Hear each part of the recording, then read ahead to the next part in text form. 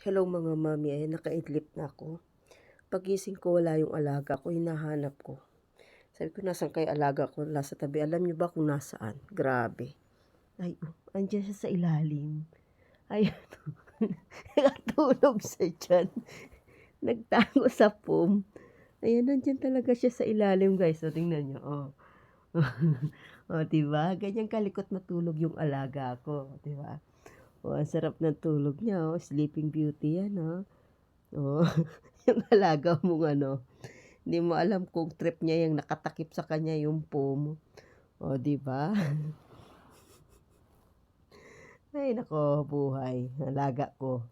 Kala ko nawala na eh. Sabagay, di naman siya makakalabas ng pinto.